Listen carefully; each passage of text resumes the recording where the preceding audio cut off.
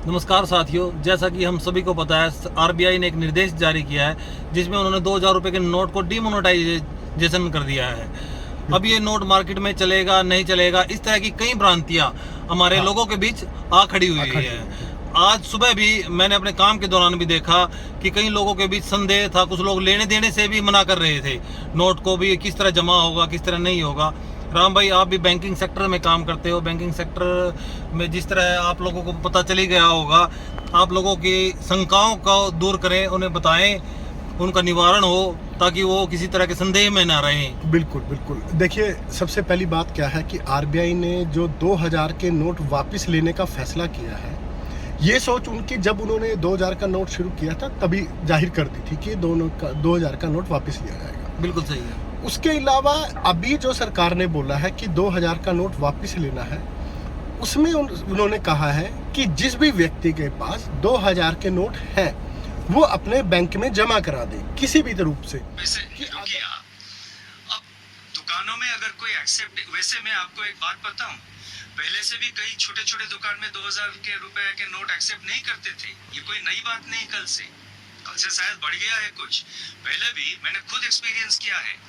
मेरे जानकारी के जितने लोग हैं उनका भी यही एक्सपीरियंस है। वो जब 2000 रुपए के नोट लेके जाते हैं कोई फ्रूट शॉप, कोई ठेले वाले के पास, कोई छोटे दुकान, वो कहता है कि सर मेरे पास चीज नहीं है, आप ऐसा करिए, आप वो इस क्यूआर कोड में वो डिजिटली पेमेंट कर दीजिए ना, यहाँ पे लगी हुई है क्यूआर कोड, आप मोबाइल निकालिए, पेमेंट कर दीजिए। तो ये जो है एक रिलक्टेंस था 2000 रुपया नोट को मतलब एक्सेप्ट करने के लिए दुकानों में, ये पहले से था, कोई नई बात नहीं। कल के बाद शायद बढ़ गया है, मैंने पेपर भी देखा कुछ रिपोर्ट्स, लेकिन मैं तो नोटिफिकेशन में हमने कहा है it continues as legal tender. हमने तो कहीं पे नहीं कहा, उसके आगे तो और कुछ नहीं कहा। और मैंने ये कहा कि हमारा एक्सपेक्टेशन ये है कि 30 सितंबर के अंदर जो है मैक्सिमम क्वांटिटी ऑफ नोट्स वापस आ जाएंगे।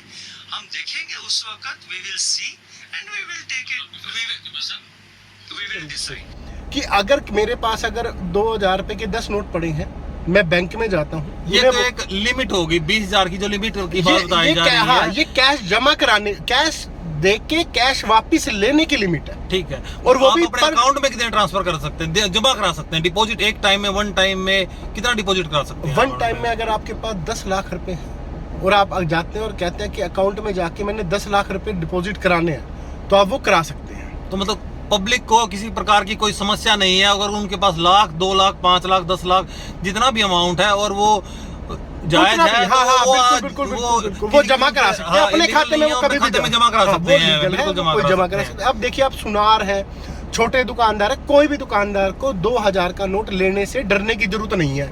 ठीक है, वो अपने उसे ले अपने खाते में जमा कराए या कैश डिपॉजिट कराए, दोनों हो सकता है। खाते में आप कोई लिमिट नहीं है जमा कराने की, कितने भी पैसे जमा करा सकते हैं, मगर सरकार ने लिमिट दी है कैश देकर कैश वापस लेने की। बिल्कुल सही। और वो भी ये नहीं है कि आप आज गए कल नहीं जा सकते, आप कभी भी जा सकते हैं। वो कल आप दोबारा से 20,000 रुपए लेके मैं आज सॉरी, मैं आपको बीच में टोक रहा हूँ। ठीक है, बिल्कुल। मैं छोटा सा ये और बताना चाहूंगा, उसमें जमा कराते वक्त आपकी कोई आईडी की जरूरत नहीं है। बिल्कुल सही। आप इन चीजों से डरे नहीं, आप बिल्कुल पैनिक ना हो। 30 सितंबर तक का टाइम दिया गया, बहुत टाइम है। और मैं सच बताऊं, मैंने 2000 का नोट चला, मेरे ख्याल से लास्ट 8 या 9 महीने से मेरे हाथ में ही नहीं आया है। सामान्य आदमी के पास 2000 रुपए के नोटों की संख्या बहुत कम है। ये मैं भी अपने आप को शामिल कर लेता हूँ, और भी तमाम लोगों से जब मेरी इस विषय पर बात होती है तो यही बात निकल कर आती है कि 2000 रुपए के नोटों की काफी संख्या कम है। और ये शायद कहीं एक जगह जाके एकत्रित हो चुके हैं पहले ही। आप किसी भी आदमी से पता करिए, पिछले 8 से महीने में या 1 साल में उन्होंने एटीएम से कितने बार 2000 का नोट निकलता देखा। मैं एक्चुअल पोजीशन की बात करता हूँ। हमारे वहाँ मंडी में जिस तरह का हम काम करते हैं, सारा दिन में 2 से 4 नोट आते थे और अब 8 से 10 नोट आने लगे हैं। तो मैं इस बात से ये बात जाहिर होती है कि ये सामान्य प्रक्रिया में ये नोट बहुत कम चलन में थे, बहुत कम चलन में थे। लोगों को परेशान होने की जरूरत नहीं है, खासकर आम आदमी को, नॉर्मल आदमी को, गरीब आदमी को। गरीब आदमी के पास तो 2000 का नोट आजकल होता ही नहीं है। मैं कहता हूँ किसी को भी घबराने की जरूरत नहीं है, चाहे वो अमीर है गरीब है। आप जाके बैंक में जमा कराइए, आपको कोई रोक टोक नहीं रखा है, आप आराम से जाके जमा कराइए। लिमिट जो है वो सिर्फ कैश दे के कैश वापस लेने की है। वो भी ये नहीं है कि आप दोबारा नहीं करा सकते या फिर कभी नहीं कर, आप दोबारा भी करा सकते हैं, अगले दिन भी करा सकते हैं, उसके अगले दिन भी करा सकते हैं।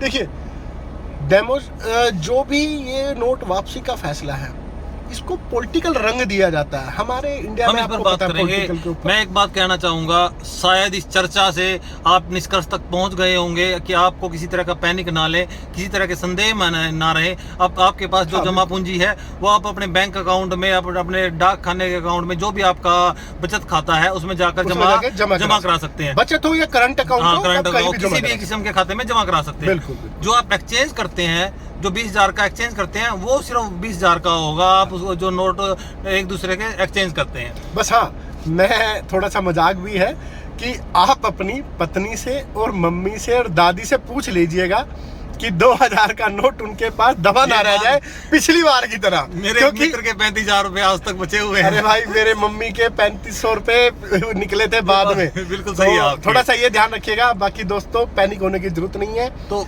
कोई मैं घबराने की जरूरत नहीं एक और है। बात कहना चाहूंगा, शायद आप लोगों की तमाम शंकाएं दूर हो चुकी होंगी।